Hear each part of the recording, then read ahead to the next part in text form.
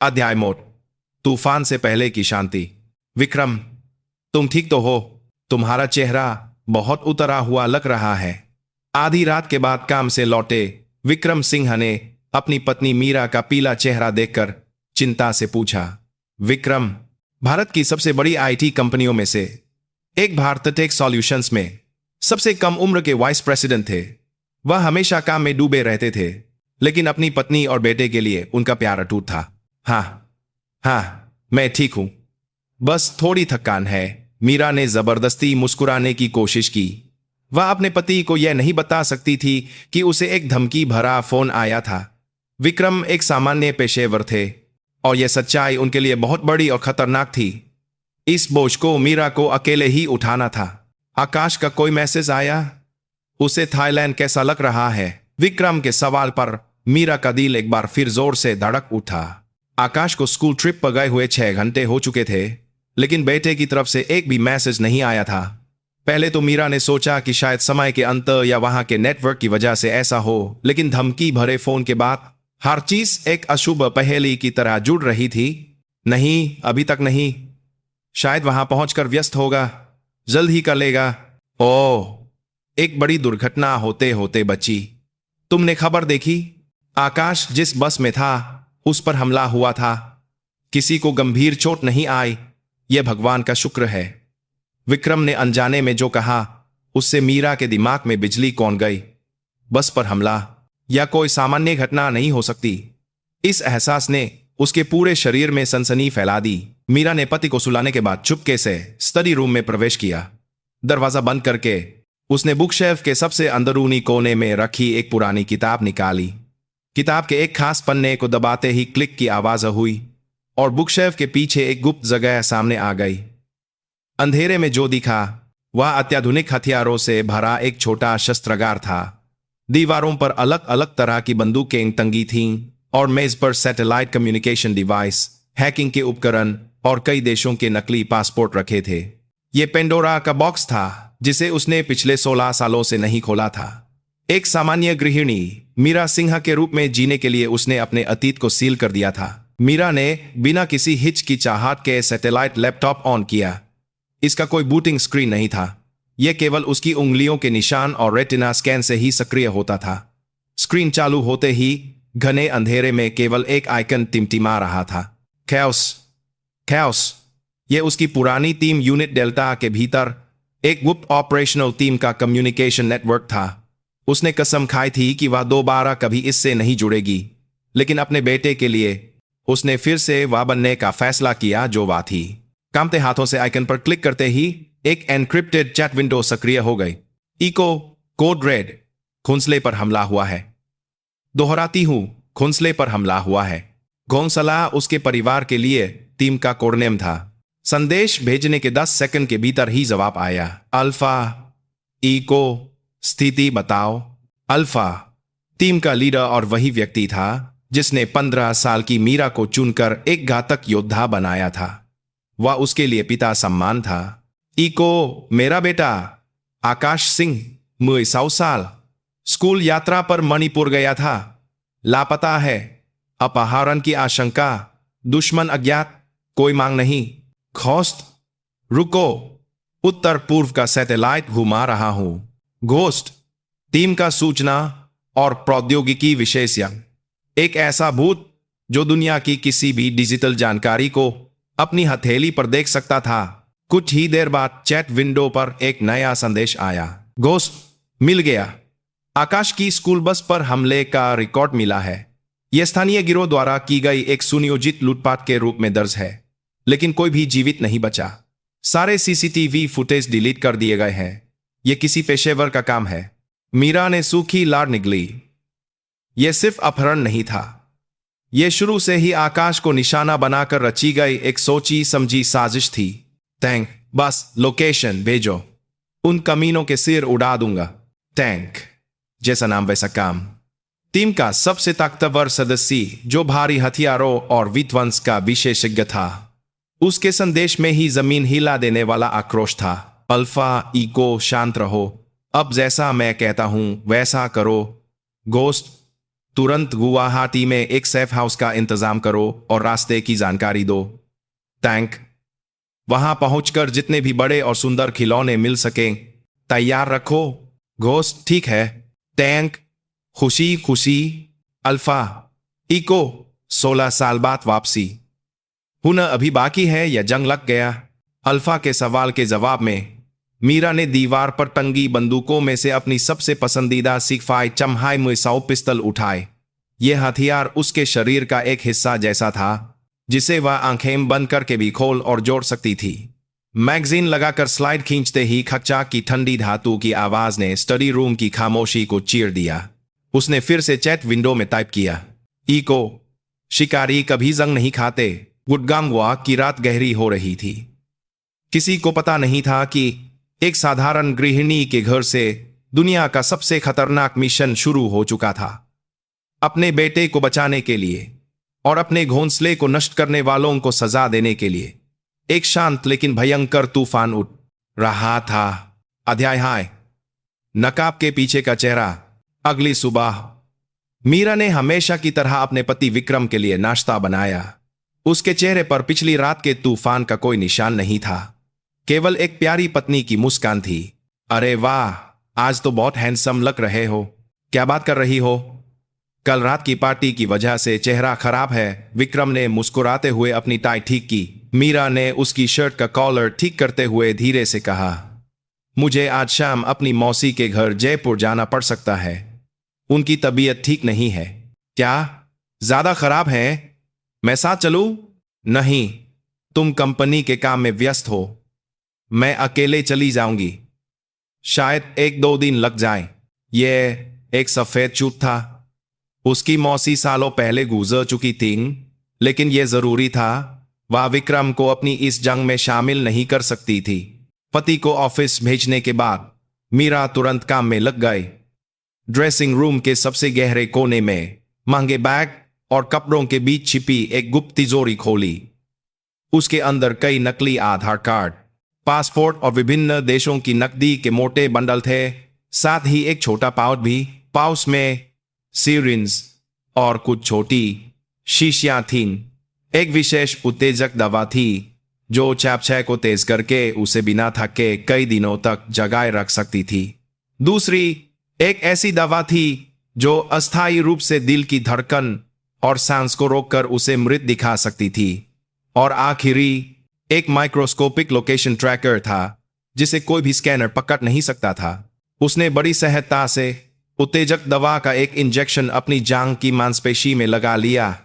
जैसे ही ठंडा तरल उसकी नसों में फैला, उसकी इंद्रियां चाकू की तरह तेज हो गईं और उसका दिमाग बर्फीले पानी की तरह ठंडा हो गया। एक साधारण गृहिणी मीरा सिंह की भावनाएं मिट गईं और केवल लक्ष्य पर केंद्रित एक निर्दयी सैनिक इको की पहचान ने उसे अपने वश में कर लिया। आईने के सामने खड़ी होकर उसने खुद को देखा। लंबे बालों को कसकर बांध लिया, बिना मेकअप का चेहरा और साधारण कपड़े। कोई भी उसे एक सामान्य 30 वर्षीय महिला ही समझता, लेकिन उसकी आंखें अलग थीं। वे एक गहरी खाई की तरह शांत थीं, लेकिन अंदर सब कुछ निगल जाने वाली क्रोध की आग जल रही थी। गुवाहाटी के लिए उड़ान भरते समय उसने घोस्ट द्वारा भेजी गई ब्रीफिंग को अपने दिमाग में दर्जनों बार दोहराया।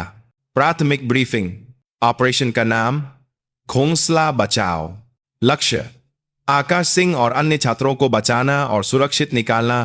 अपहरणकर्ता लाल बिच्छू। म्यांमार सीमा पर सक्रिय एक ड्रग कार्टेल होने का अनुमान। फिरौती के बजाय किसी खास मकसद से अपहरण की संभावना। मार्ग गुवाहाटी हवाई अड्डे के बाहरी इलाके से हमला, म्यांमार सीमा के पास के जंगल की ओर। टीम मिलन बिंदु गुवाहाटी हवाई अड्डे पर आगमन के बाद गेट नंबर 12 के बाहर एक फलों के जूस का ठेला। पासवर्ड पुराने मंदिर की हवा किस ओर बहती है? जवाब हमेशा उत्तर की ओर बहती है। लाल बिच्छू का नाम सुनकर मीरा की त्योरियां चढ़ गईं। यह कोई साधारण ड्रग गिरोह नहीं था। यह एक अंतर्राष्ट्रीय आपराधिक संगठन था जिसके पास सेना जैसी ताकत, भारी पैसा और राजनीतिक संरक्षण था। उन्होंने हाई स्कूल के छात्रों का अपहरण क्यों किया? फिरौती के लिए या कोई और मकसद? कहीं इसका संबंध उससे तो नहीं? एक अशुभ विचार उसके मन में कौन गया। गुवाहाटी हवाई अड्डे पर पहुंचकर मीरा बिना किसी हिचकिचाहट के गेट नंबर 12 की ओर बढ़ी। उमस भरी गर्मी और मसालों की तीखी गंध उसकी नाक में भर गई, लेकिन उसकी इंद्रियां केवल अपने आसपास की हर आवाज और हरकत पर नजर रखे हुए थीं। गेट नंबर 12 के पास एक पुराने ठेले पर फलों का जूस बेचता हुआ एक आदमी उसकी नजरों में आया। धूप का चश्मा और फटे पुराने कपड़े, लेकिन उसकी कलाई पर जो घड़ी थी वह लाखों की पाटेक फिलिप थी। यह होस्ट था। मीरा स्वाभाविक रूप से उसके पास गई और असमिया मिश्रित हिंदी में पूछा, पुराने मंदिर की हवा किस ओर बहती है? जूस बना रहे आदमी ने सिर उठाया। धूप के चश्मे के पीछे से उसकी पैनी नजरें मीरा को घूर रही थीं। हमेशा उत्तर की ओर बहती है। गोस्ट, असली नाम कबीर आनंद। मीरा की तरह ही एक प्रतिभाशाली हैकर जिसे सिस्टम ने त्याग दिया था और अल्फा ने अपनाया था। उसने मीरा को आम का जूस देते हुए धीमी आवाज में कहा, बहुत समय हो गया ईको, तुम बिल्कुल नहीं बदली, बस मैं ही बूढ़ा हो गया, तुम भी वैसे ही हो। घोस्ट, बकवास करने में माहिर, तुम्हारी याद आए। स्थिति वैसी ही है जैसी ब्रीफिंग में थी। वे लोग अब उत्तर में पहाड़ी इलाके की ओर बढ़ रहे हैं। वह इलाका प्राक्टिकामेंटे कानून विहीन है। स्थानीय पुलिस भी वहां जाने से डरती है। कबीर ने जो जूस का कप दिया था उसके नीचे एक गाड़ी की चाबी चिपकी हुई थी। पार्किंग एरिया सी, ब्लॉक 12। एक साधारण महिंद्रा बोलेरो है। पीछे तुम्हारे पसंद के कुछ तोहफे रखे हैं। सेफ हाउस का पता नेविगेशन में सेट है। टैंक वहीं तुम्हारा इंतजार कर रहा होगा। अल्फा यहीं से सब कुछ निर्देशित करेगा। हमें वहां उसकी आंखें और कान बनना होगा। मीरा ने सिर हिलाया और भीड़ में गायब हो गई। पार्किंग में पुरानी बोलेरो ढूंढकर उसने पीछे लदे तिरपाल को थोड़ा हटाया। अंदर एक अच्छी तरह से पैक किया हुआ सेना का डफल बैग था। बैग खोलते ही जाने पहचाने हथियारों के पुर्जे, गोलियां, एक अत्याधुनिक बुलेट प्रूफ जैकेट और नाइट विजन गॉगल्स दिखाई दिए। खून और बारूद की गन, जिसे वह 16 सालों से भूल चुकी थी, उसके अंदर सोए हुए जानवर को जगा रही थी। मीरा ने गाड़ी स्टार्ट की। इंजन एक कर्क्स आवाज के साथ जाग उठा। अब नकाब उतारने का समय आ गया था। गुवाहाटी की भीड़ भाड़ वाली सड़कों से बाहर निकलते हुए उसने साइड मिरर में अपना चेहरा देखा। वहां गुड़गांव की सामान्य गृहिणी मीरा सिंह नहीं थी। वहां केवल अपने बेटे को वापस लाने के लिए नरक की ओर जाती हुई एक मां भेड़िया ईको थी। अध्याय 12। सांप की आंखें। गुवाहाटी के बाहरी इलाके में ब्रह्मपुत्र नदी के किनारे एक पुराना गोदाम। बाहर से ये जर्जर और ढहने के कगार पर लग रहा था, लेकिन अंदर से इसे टीम कैओस के अस्थायी ऑपरेशन बेस के रूप में अत्याधुनिक उपकरणों से लैस किया गया था। लानत है, 16 साल बाद मिल रहे हैं और गले लगने का भी समय नहीं दिया। दरवाजा खोलकर अंदर आती मीरा को देखकर एक विशालकाय आदमी ने शिकायत की। ये टैंक था। असली नाम बलविंदर बल्ली सिंह, भारतीय नौसेना के मार्कोस का पूर्व कमांडो, जो विस्फोटकों और भारी हथियारों के संचालन में बेजोड़ था। अपने डरावने रूप के बावजूद वह टीम में सबसे नरमदिल इंसान था। अगले बाद में मिलना। मेरे बेटे को बचाने के बाद, मीरा ने सपाट आवाज में जवाब दिया और गोदाम के बीच में रखी ऑपरेशन टेबल की ओर बढ़ गई। टेबल पर उत्तर पूर्व के पहाड़ी इलाके का एक बड़ी होलोग्राफिक नक्शा तैर रहा था। घोस्ट यानी कबीर ने लैपटॉप पर टाइप करते हुए ब्रीफिंग शुरू की। मैंने उनके रास्ते को ट्रैक कर लिया है। सैटेलाइट, थर्मल सिग्नल और आसपास के कम्युनिकेशन को इंटरसेप्ट करने के बाद उनका अंतिम ठिकाना म्यांमार सीमा के पास एक वीरान हेरोइन रिफाइनरी है। यह लाल बिच्छू के मुख्य अड्डों में से एक है। होलोग्राफिक नक्शे पर एक लाल बिंदु टिमटिमाने लगा। यह खड़ी चट्टानों और घने जंगल से घिरा एक प्राकृतिक किला था। लानत है, सीधे हमला करना आत्महत्या होगी। अंदर जाने का एकमात्र रास्ता एक संकरी घाटी वाली सड़क है और वहां जरूर भारी हथियार तैनात होंगे, टैंक ने माथे पर बल डालकर कहा। बाहर से कोई मदद? मीरा ने पूछा। सरकार सहयोग नहीं कर रही है, उल्टा वे हमारी हरकतों पर नजर रखे हुए हैं। यह तय है कि सरकार के किसी बड़े अधिकारी का लाल बिच्छू से संबंध है। हम पुलिस या सेना से कोई उम्मीद नहीं कर सकते। हमें पूरी तरह से भूतों की तरह काम करना होगा। कबीर का जवाब निराशाजनक था। अंततः इस नरक जैसे अड्डे में घुसकर 6 बच्चों को बचाने का काम सिर्फ उन तीनों को ही करना था। तभी कम्युनिकेशन डिवाइस से अल्फा की आवाज आई। ऑपरेशन प्लान भेज दिया गया है, सब लोग देख लो। तीनों की कलाई पर बंधी स्मार्ट वॉच पर एक साथ ऑपरेशन प्लान दिखाई दिया। ऑपरेशन का नाम स्नेक आइज, सांप की आंखें। चरण मोड घुसपैठ। इको अकेले घुसपैठ करेगी फैक्ट्री के पीछे की चट्टान से रस्सी के सहारे। घोस्ट 9 मिनट के लिए फैक्ट्री के निगरानी सिस्टम को निष्क्रिय कर देगा। चरण हाय, बंधकों को सुरक्षित करना। इको बंधकों का पता लगाकर उन्हें सुरक्षित करेगी। कुल 6 बंधक, कम से कम प्रतिरोध मुख्य रूप से चुपचाप खत्म करना। चरण बा, ध्यान भटकाना और निकलना। टैंक फैक्ट्री के मुख्य द्वार पर डायवर्जन ऑपरेशन शुरू करेगा। दुश्मन का ध्यान खींचने के लिए पूरी ताकत झोंक देगा। इस बीच इको बंधकों को लेकर आपातकालीन निकास से बाहर निकलेगी। चरण बोन पलायन। घोस्ट पास की नदी में एक नाव के साथ तैयार रहेगा और सभी को निकाल लेगा। 1 मिनट, यह तो इको को अकेले मौत के मुंह में भेजने जैसा है। यह पागलपन है, टैंक चिल्लाया। लेकिन मीरा शांत थी। वह जानती थी कि यही सबसे कारगर और सफल होने की सबसे ज्यादा संभावना वाला तरीका था। चुपचाप दुश्मन के दिल में उतर जाना, यही उसकी खासियत थी। नहीं, यही सबसे अच्छा तरीका है। मुझे ही जाना होगा। मीरा की दृढ़ आवाज सुनकर टैंक चुप हो गया। उसने उसकी आंखों में अपने बेटे को बचाने के लिए एक मां का दृढ़ संकल्प पढ़ लिया था। ऑपरेशन शुरू होने का समय 24 घंटे बाद, अमावस्या की रात। मीरा ने डफर बैग से अपने उपकरण निकाले और उन्हें तैयार करना शुरू कर दिया। साइलेंसर लगी 500 पिस्टल, विशेष रूप से बनाया गया कार्बन फाइबर चाकू, एक तार का फंदा और नाइट विजन गॉगल्स। उसके हाथों के स्पर्श से ठंडे हथियार जीवित हत्या के औजारों में बदल रहे थे। जब वह चुपचाप चाकू की धार तेज कर रही थी, कबीर धीरे से उसके पास आया और एक छोटी सी यूएसबी दी। यह क्या है? आकाश का वीडियो है। उन्होंने फिरौती के लिए बनाया था। मैंने हैक कर लिया। देखना है या नहीं, यह तुम पर है। मीरा एक पल के लिए हिचकिचाई। अपने बेटे को दर्द में देखना भयानक था, लेकिन उसे जानना था कि दुश्मन कौन थे और वह इस नरक में वापस क्यों आई थी। लैपटॉप में यूएसबी लगाते ही एक अंधेरे गोदाम की पृष्ठभूमि वाला वीडियो चलने लगा। वीडियो में आकाश और अन्य छात्र डरे सहमे बैठे थे। उनमें से एक लड़के ने विरोध करने की कोशिश की तो नकाब पहने एक आदमी ने बिना किसी हिचकिचाहट के उसकी बाह मरोड़ दी। कट की भयानक आवाज के साथ छात्र की चीख गूंज उठी। फिर कैमरा आकाश की ओर घूमा। वह डरा हुआ था, लेकिन उसकी आंखों में हार नहीं थी, बल्कि वे गुस्से से जल रही थी। उसी पल आकाश ने मुंह खोला। तुम्हें पता नहीं है मेरी मां कौन है? अगर पता चल गया तो तुम अपनी इस हरकत पर जिंदगी भर पछताओगे। यह सुनकर उस आदमी ने हंसते हुए आकाश के गाल पर जोरदार तमाचा मारा। तेरी मां, एक मामूली औरत क्या कर लेगी? वीडियो वहीं खत्म हो गया। मीरा ने अपनी मुट्ठी कस ली। उसके नाखून उसकी हथेली में धंस गए और खून बहने लगा, लेकिन उसे दर्द महसूस नहीं हुआ। इसके बजाय उसकी आंखों से गर्म आंसू की एक बूंद बहकर ऑपरेशन के नक्शे पर गिर गई।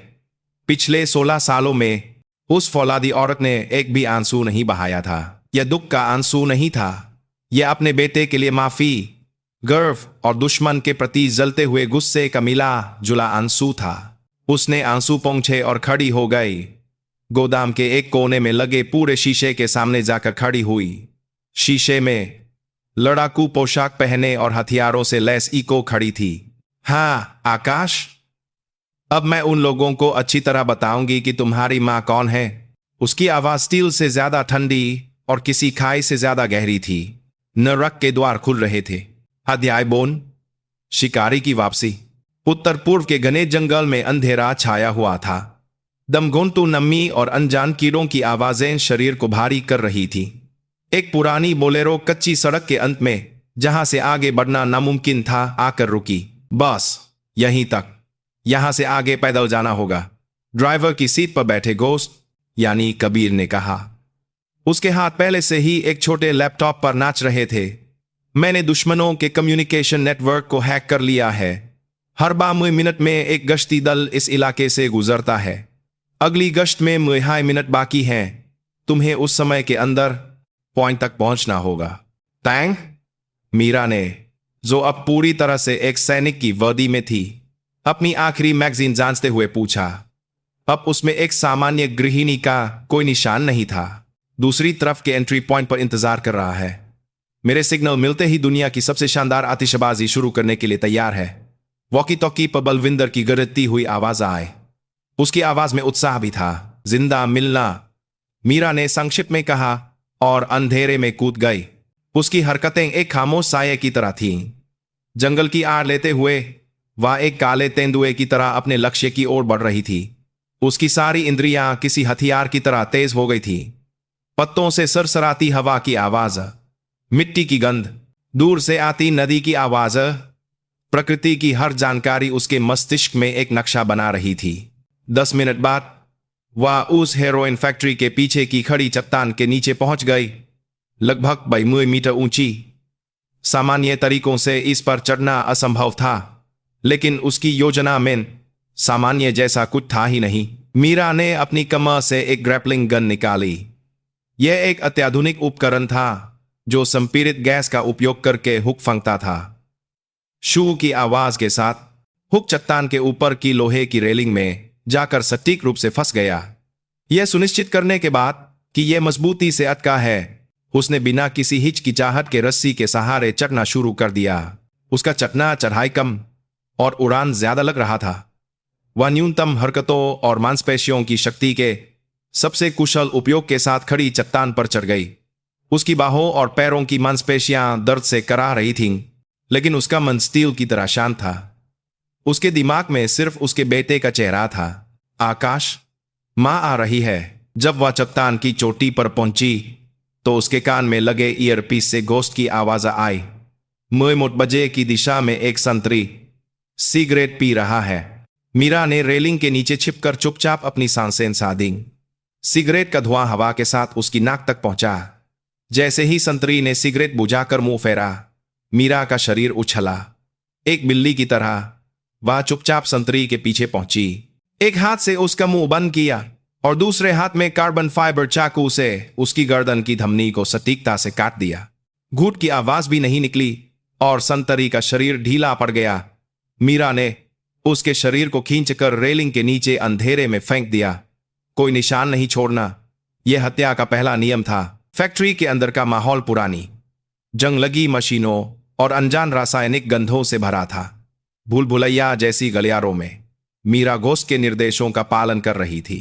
दाएं मूडो 15 मीटर आगे सीसीटीवी 9 सेकंड में निष्क्रिय कर रहा हूं। नम बोन बा हाय मोट। अब खिच खिच की आवाज के साथ सीसीटीवी का लेंस क्षण भर के लिए भटका और मीरा गोली की तरह उसके सामने से गुजर गई। उसकी हर हरकत हजारों बार के प्रशिक्षण से बनी सहज प्रवृत्ति का हिस्सा थी। सीधे चलते रहो। गलियारे के अंत में लोहे का दरवाजा, अंदर कई थर्मल सिग्नल है। शायद वही जगह है। आखिरकार वह लक्ष्य पर पहुंच गई। जंग लगे लोहे के दरवाजे के पार से हल्की बातचीत और बच्चों के सिसकने जैसी आवाजें आ रही थीं। मीरा ने दरवाजे की दरार से एक माइक्रोस्कोपिक फाइबर ऑप्टिक कैमरा अंदर डाला। अंधेरे और नम गोदाम के अंदर आकाश सहित 6 बच्चे डरे सहमे बैठे थे। उनके चारों ओर भारी हथियारों से लैस लाल बिच्छू के 4 सदस्यीय बंदूकें लिए पहरा दे रहे थे। 4 के मुकाबले 1। सीधा मुकाबला मूर्खता थी, लेकिन उसके पास एक और तरीका था। उसने अपनी जेब से 2 छोटे स्मोक ग्रेनेड निकाले। ये सामान्य नहीं थे, बल्कि इनमें एक रासायनिक एजेंट था जो अस्थायी रूप से तंत्रिकाओं को सुन्न कर देता था। दरवाजे के नीचे की दरार से ग्रेनेड अंदर फेंककर उसने तुरंत दरवाजे के हैंडल पर एक छोटा प्लास्टिक विस्फोटक चिपका दिया। फिक की आवाज के साथ स्मोक ग्रेनेड फट गया और गोदाम धुएं से भर गया। खांस, ये क्या है? घबराए हुए सदस्यों की चीखें सुनाई दी। उसी पल मीरा ने विस्फोटक का डेटोनेटर दबाया। कंग, धमाका।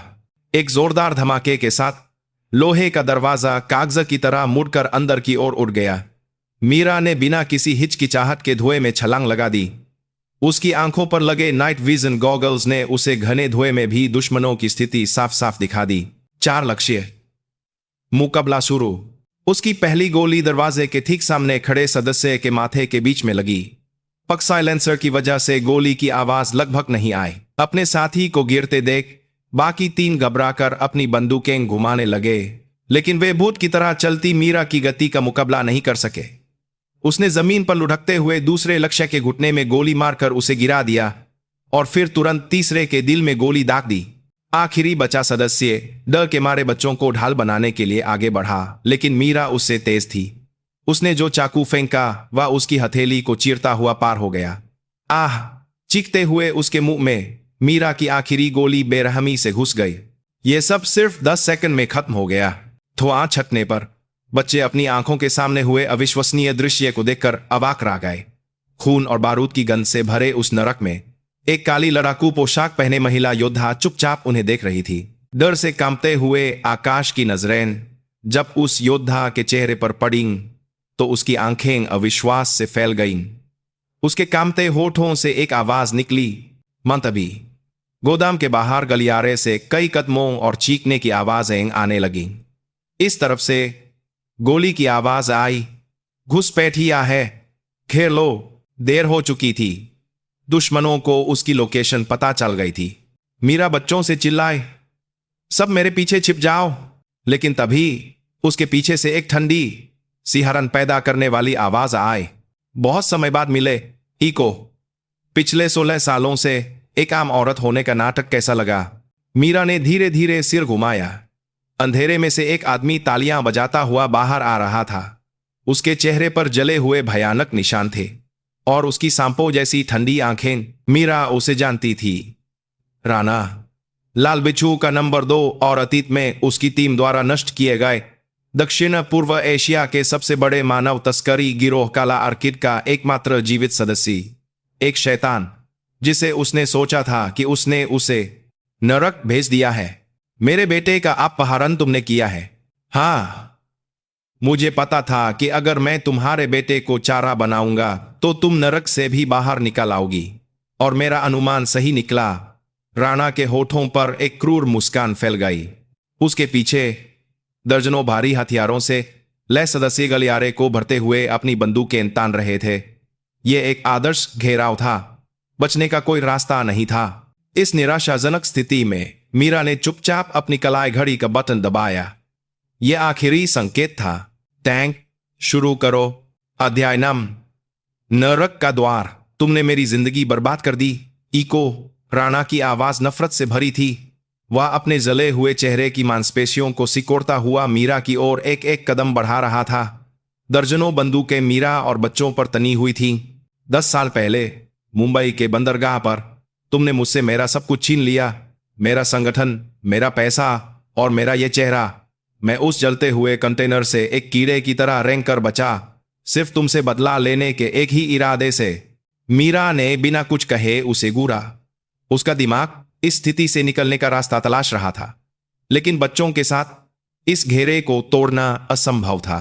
मैं देखना चाहता था कि महान इको कितनी काबिल है। इसलिए मैंने तुम्हारे बेटे के स्कूल में अपना आदमी भेजा।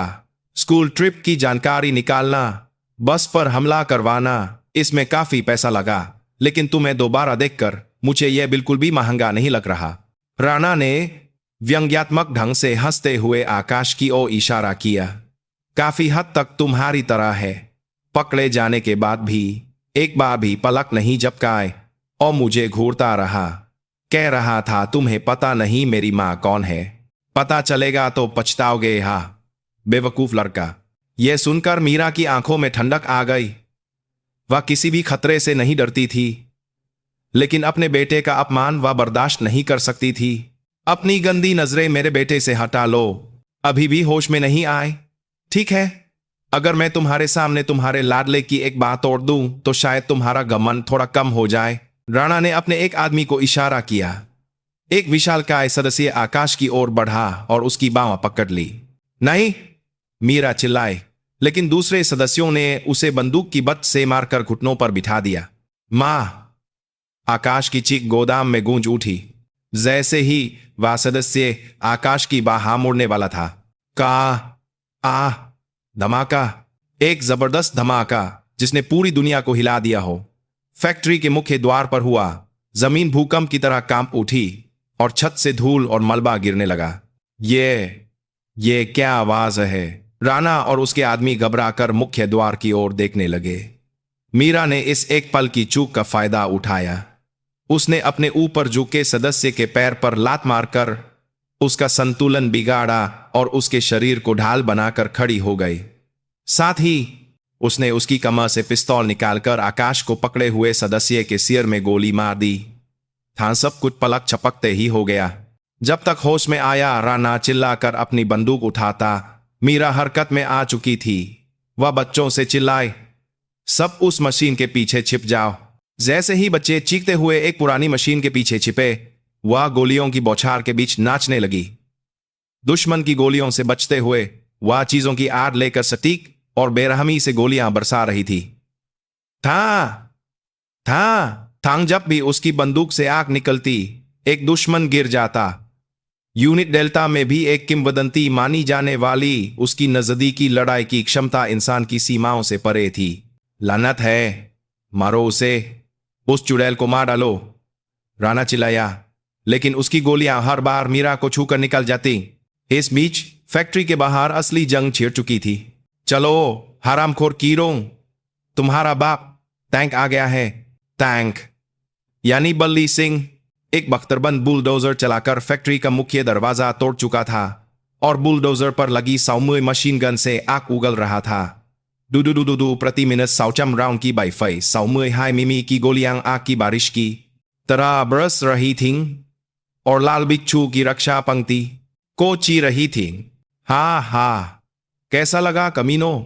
यह है भारत का असली स्वाद। टैंक के पागलपन भरे दहाड़ के साथ फैक्ट्री में उसके द्वारा पहले से लगाए गए बम एक के बाद एक फटने लगे। Quang Quang. फैक्ट्री पल भर में एक भयानक नरक में बदल गई। दुश्मनों का सारा ध्यान मुख्य द्वार की ओर खींच जाने से मीरा को सांस लेने का मौका मिल गया। गोदाम के ज्यादातर दुश्मनों को खत्म करने के बाद वह बच्चों के पास दौड़ी। सब ठीक हो? किसी को चोट तो नहीं लगी? जी, हम ठीक हैं, एक लड़की ने रोते हुए जवाब दिया। आकाश आश्चर्य और सदमे से भरी आंखों से अपनी मां को देख रहा था। उसे विश्वास नहीं हो रहा था कि रोज सुबह उसके लिए नाश्ता बनाने वाले नरम हाथों ने अभी अभी राक्षसों को इतनी बेरहमी से मार डाला था। मां, यह सब बात में समझाऊंगी, अभी हमें यहां से निकलना है। सब मेरी बात ध्यान से सुनो, अब से मेरे पास से कोई नहीं हटेगा, समझे? तभी बचा हुआ राणा टूटी हुई मशीनरी के ढेर के पीछे से निकला और उस पर छपटा। उसके हाथ में खून से सना एक बड़ा खंजर था। तुझे तो मैं अपने हाथों से मारूंगा। मीरा ने बच्चों को अपने पीछे छिपाया और उसका सामना किया। गोलियां खत्म हो चुकी पिस्तौल फेंककर उसने अपनी कमर से चाकू निकाल लिया। एक तंग जगह में स्टील से टकराने की तीखी आवाजें गूंजने लगीं। राणा के हमले जंगली और ताकतवर थे, लेकिन मीरा की हरकतें पानी की तरह लचीली और सांप की तरह तेज थीं। कुछ देर की लड़ाई के बाद मीरा ने राणा की खंजर वाली बाह मरोड़ दी और उसके दिल में अपना चाकू गहरा घोंप दिया। राणा की आंखें अविश्वास से फैल गईं। वह खून उगलते हुए मीरा के कान में फुसफुसाया, ये मत सोचना कि यह खत्म हो गया है, वो साहब तुम्हें नहीं छोड़ेंगे, वो साहब। इस रहस्यमयी शब्द को छोड़कर राणा का शरीर जमीन पर गिर गया। मीरा ने बिना समय गंवाए बच्चों को गोदाम से बाहर निकाला। घोस्ट, निकलने का रास्ता तैयार है, कोई दिक्कत नहीं। बी बाई एरिया में भूमिगत नाला टैंक ने लगभग सब साफ कर दिया है। 9 मिनट में पहुंचो। आग और गोलियों से भरे उस नरक से गुजरते हुए वह बेतहाशा दौड़ी, अपने बेटे का हाथ कसकर पकड़े हुए। उसे एहसास हो रहा था कि वह अब कभी एक सामान्य गृहिणी के रूप में वापस नहीं जा पाएगी। अध्याय 100 अंत और एक नई शुरुआत। भागो, सिर नीचे रखो और जितनी तेजी से हो सके भागो। मीरा की चीख आग और धमाकों के बीच फुट रही थी। वह एक हाथ से अपने बेटे आकाश का हाथ कसकर पकड़े हुए थी और दूसरे हाथ में पिस्तौल से लगातार आसपास नजर रख रही थी। फैक्ट्री पूरी तरह से एक युद्ध क्षेत्र में बदल गई थी। चारों तरफ से गोलियां बरस रही थीं और अप्रत्याशित जगहों पर धमाके हो रहे थे। मीरा जैसे कि इस पूरी अराजकता का अनुमान लगा चुकी हो, बच्चों को एक सुरक्षित और तेज रास्ते से ले जा रही थी। ई को 10 बजे की दिशा में 5 और दुश्मन आ रहे हैं। ईयरपीस में घोस्ट की घबराई हुई आवाज आए। टैंक कवर फायर दो, सौंपा। वॉकी टॉकी पर टैंक की गूंजती हुई दहाड़ के साथ मसाउमुए मशीन गन के फिर से गर्जने की आवाज आई। मीरा ने जिस दिशा में देखा, वहां बिल्डिंग की दूसरी मंजिल से निकले दुश्मन गोली चलाने से पहले ही गोलियों की बौछार से छलनी हो गए। अब चलो। मीरा बच्चों को लेकर एक आड़ से दूसरी आड़ लेते हुए भूमिगत नाले के मैनहोल की ओर भागी। लेकिन तभी आकाश के बगल में दौड़ रही एक लड़की धमाके के झटके से गिरे एक पाइप में पैर फंसने से गिर गई। आह! पीछे से दुश्मन अंधाधुंध गोलियां बरसाते हुए आ रहे थे। मीना! एक दोस्त चिल्लाया, लेकिन डर के मारे कोई भी आगे नहीं बढ़ा। मीरा ने एक पल भी नहीं सोचा। आकाश, बच्चों को लेकर पहले अंदर जाओ। वह देखो मैनहोल का ढक्कन। लेकिन मां, जल्दी। मीरा ने आकाश को आगे धकेला और गोलियों की बौछार के बीच उल्टी दिशा में दौड़ी। वह गिरी हुई छात्रा के पास पहुंची और उसे सहारा देकर उठाया। लड़की के पैर से खून बह रहा था। ठीक है, ठीक है, खड़ी हो सकती हो। मीरा की आवाज आश्चर्यजनक रूप से शांत थी। उसकी आवाज सुनकर लड़की ने डर के बीच भी हिम्मत जुटाई और सिर हिलाया। मीरा लगभग उसे उठाकर मैनहोल की ओर भागने लगी। दुश्मनों की गोलियां उसकी पीठ पर बारिश की तरह बरस रही थीं। बुलेट प्रूफ जैकेट पर कुछ गोलियां थक थक की आवाज के साथ टकराईं। आखिरकार जब वे मैनहोल के पास पहुंचे तो आकाश और दूसरे छात्र ढक्कन खोलकर उसका इंतजार कर रहे थे। मां, जल्दी अंदर आओ। मीरा ने घायल छात्रा को पहले अंदर उतारा।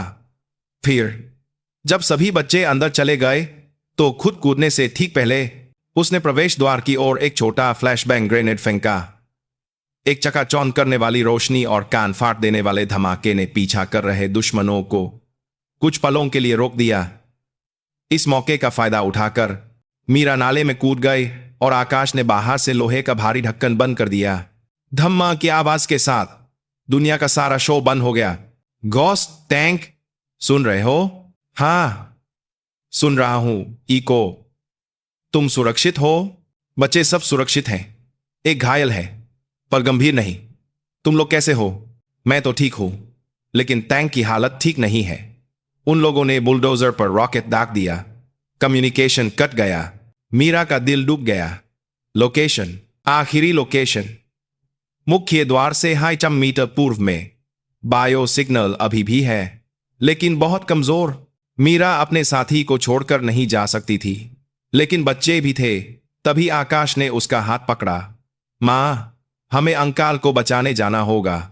एक पल पहले तक बच्चा लगने वाला उसका बेटा इस नरक से गुजरकर अचानक बड़ा हो गया था। खतरनाक है। आप हो ना मां? बेटे के अटूट विश्वास ने मीरा को फैसला लेने में मदद की। उसने दूसरे छात्रों को घोष के निर्देशों का पालन करते हुए नदी की ओर जाने के लिए कहा और आकाश के साथ टैंक को खोजने के लिए वापस जमीन पर आ गए। बाहर सुबह हो रही थी। गोलियों की आवाज बंद हो गई थी, लेकिन जलती हुई फैक्ट्री का मलबा और लाशें रात की भीषण लड़ाई की कहानी कह रही थी। वे टैंक की आखिरी लोकेशन पर पहुंचे। वहां एक बुरी तरह से नष्ट हुआ बुलडोजर था और उसके बगल में खून से लथपथ टैंक यानी बल्ली पड़ा था। टैंक, होश में आओ। मीरा ने उसके गाल पर थपथपाया। उसने धीरे से आंखें खोली। हे इको, तुम्हें देख लिया। मतलब अभी जिंदा हूं। बच्चे सुरक्षित हैं? हां, तुम्हारी वजह से। तो ठीक है। टैंक की आंखें बंद होने लगीं। नहीं, होश में रहो बेवकूफ। तुमने मुझसे गले मिलने का वादा किया था। मीरा की आंखों में आंसू भर आए। तभी आकाश चिल्लाया। हेलीकॉप्टर की आवाज। आसमान में एक छोटा सा बिंदु तेजी से उनकी ओर आ रहा था। हेलीकॉप्टर के किनारे लाल बिच्छू का निशान नहीं, बल्कि तिरंगा बना हुआ था और उसके बगल में रॉ भारत सरकार लिखा था। हेलीकॉप्टर से एक लाउड स्पीकर पर आवाज आई। वहां मौजूद भारतीय नागरिक ध्यान दें, हम भारत सरकार की बचाव टीम हैं। तुरंत अपने हथियार डाल दें और आत्मसमर्पण करें। मीरा को एक खोखली हंसी आई। जब सबसे ज्यादा जरूरत थी तब देश कहीं नहीं था, और अब जब सब खत्म हो गया तो वे हीरो की तरह आ गए। नदी में नाव से यह सब देख रहे गोश्त ने कम्युनिकेशन पर गाली दी। ये कमीने अब क्या करने आए हैं? मीरा ने अपनी बंदूक जमीन पर रख दी और बेहोश टैंक के पास बैठकर उसका हाथ पकड़ लिया। उसका बेटा आकाश चुपचाप उसके बगल में खड़ा था। थाईलैंड के सुबह के आसमान के नीचे एक सामान्य गृहिणी की लंबी रात खत्म हो रही थी, लेकिन वह जानती थी ये अंत नहीं, बल्कि एक और शुरुआत थी। राणा के आखिरी शब्द वो साहब, और अब उसकी असलियत जान चुकी दुनिया उसे चैन से नहीं रहने देगी। उसकी जिंदगी अब कभी भी सामान्य नहीं हो सकती थी। कुछ महीनों बाद चेयरमैन गेट ने पूरे भारत को हिलाकर रख दिया। राजनीति और उद्योग जगत के कई बड़े नाम शामिल पाए गए और एक एक करके गिरफ्तार हुए। चेयरमैन विक्रांत ओबेरॉय को इंटरपोल ने गिरफ्तार कर लिया और इस सब को सुलझाने वाले नायक के रूप में एक नाम उभरा, एक बहादुर मां मीरा सिंह। सरकार द्वारा बनाई गई एक आदर्श वीर गाथा। सरकार और उसके बीच का गुप्त सौदा हमेशा के लिए दफन हो गया। मीरा एक राष्ट्रीय नायिका बन गई। उसे वीर नागरिक पुरस्कार और एक बड़ी इनाम राशि मिली। गुड़गांव के उनके आलीशान अपार्टमेंट की शाम शांत थी। मीरा खिड़की के पास खड़ी होकर शहर की रोशनी देख रही थी। पीछे से आकर विक्रम ने धीरे से उसके कंधे पर हाथ रखा। दोनों के बीच एक खामोशी थी, लेकिन अब उसमें पहले जैसा तनाव नहीं था। ये एक गहरी सम्मत और हल्के दुख के साथ एक नए रिश्ते की शुरुआत थी। विक्रम पूरी सच्चाई नहीं जानता था, लेकिन उसने यह स्वीकार कर लिया था कि उसकी पत्नी एक असाधारण महिला है और उसने अपने परिवार को बचाने के लिए सब कुछ दांव पर लगा दिया था। मान स्कूल से लौटकर आकाश कमरे में आया। वह अब अपनी मां को डर या उलझन से नहीं देखता था। उसकी आंखों में केवल प्यार और गहरा विश्वास था। उसने चुपचाप आकर अपनी मां को गले लगा लिया। यह किसी भी पदक या इनाम से कहीं ज्यादा कीमती था। परिवार के साथ एक शांत शाम। तभी उसकी जेब में रखा एक अनाम फोन धीरे से वाइब्रेट हुआ। वह चुपचाप बालकनी में गई और संदेश देखा। यह अल्फा का था। नए घोंसले की रक्षा के लिए तैयार हो। दुनिया कभी भी शांतिपूर्ण नहीं होगी। एक चेयरमैन जाएगा तो दूसरा आएगा। बुराई हमेशा कहीं न कहीं जहर की तरह पनपती रहेगी। मीरा ने शहर की रोशनी को देखते हुए हल्की सी मुस्कान दी। वह अब न तो अतीत की इको थी और न ही सामान्य गृहिणी मीरा सिंह। वह इन दोनों को समाहित करने वाली एक नई हस्ती बन गई थी। वह एक संरक्षक थी। उसने संक्षिप्त में जवाब भेजा, हमेशा।